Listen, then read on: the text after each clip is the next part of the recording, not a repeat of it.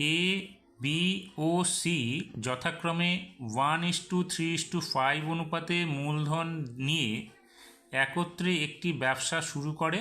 4 মাস পর এ তার পূর্বের মূলধনের সমপরিমাণ টাকা দেয় এবং বি ও সি প্রত্যেকে তাদের অর্ধেক মূলধন তুলে নেয়। বছরের শেষে লাভ কী অনুপাতে তারা ভাগ করবে? অপশান রয়েছে এখানে। তাহলে দেখো এখানে কি বলেছে, এ বি ও সি মূলধনের অনুপাত কী ছিল? 1:3:5। তাহলে আমরা ধরে নিচ্ছি এর মূলধন কত? এক্স, এবং বি এর মূলধন হচ্ছে 3x, যেহেতু 3 আছে, এবং সি হচ্ছে 5x টাকা। তাহলে 1:3:5 অনুপাতে আমরা লিখে নিচ্ছি এর মান হচ্ছে এক্স, বি এর মান হচ্ছে 3x এবং সি এর মান হচ্ছে 5x। এবার 4 মাস পরে যেহেতু বলেছে, তাহলে দেখো প্রথম 4 মাস এর ক্ষেত্রে এক্স টাকায় কেটেছে, এবং যখন 4 মাস শেষ হয়ে গেল, বাকি যে 8 মাস থাকলো বছরের মধ্যে, সেখানে এক্স টাকা তো ছিল, তাহলে আরও এক্স টাকা দিয়েছে, তাহলে 2x টাকা খাটলো তার কত? 8 মাস। তাহলে আমরা এটা কী করলাম, এর মূলধন 1 মাস হিসেবে হবে কত?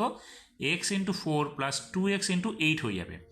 আর বি এর ক্ষেত্রে কী হবে? বি এর প্রথম 4 মাস ছিল 3x টাকা, তাহলে 3x × 4 প্লাস সেখানে কী করেছে? অর্ধেক টাকা তুলে নিয়েছে, অর্থাৎ 3x টাকার মধ্যে যদি অর্ধেক টাকা তুলে নেয়, তাহলে 3x/2 টাকা তার খেটেছে কত?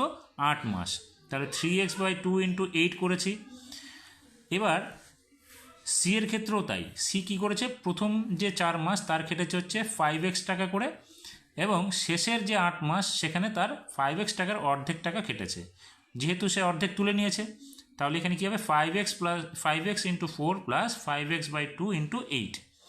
তাহলে দেখো এখানে 4x, এখানে হচ্ছে 8 দুগুণে 16x, তাহলে 4x + 16x হচ্ছে হবে 20x এখানে দেখো 12x হবে, আর এখানে 2 দিয়ে এটাকে ভাগ করলে হবে 4, 3 × 4 = 12, অর্থাৎ 12x + 12x এখানে যোগ করলে হয়ে যাবে 24x। এখানে হয়ে গেল। এখানে 5x এর সঙ্গে 4 ইন্টু করলে হবে 20x, আর এখানে 5x/2 × 8, অর্থাৎ 2 দিয়ে 8কে ভাগ করলে হবে 4, তাহলে 4, আর এখানে 5x হচ্ছে 20x, তাহলে 20x + 20x হচ্ছে 40x। তাহলে আমাদের অনুপাতটা কী দাঁড়ালো 1 মাস হিসেবে এদের?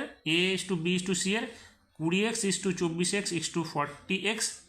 তাহলে x উভয় থেকে সরে গেল। এবার আমরা কী করবো? এটাকে 4 দিয়ে ভাগ করে দেবো। তাহলে 4 দিয়ে এটাকে ভাগ করলে কত হবে? তাহলে এখানে হবে 5, আর এখানে 4 দিয়ে ভাগ করলে হবে 6, এখানে 4 দিয়ে ভাগ করলে হবে 10। তাহলে 5:6 = 10।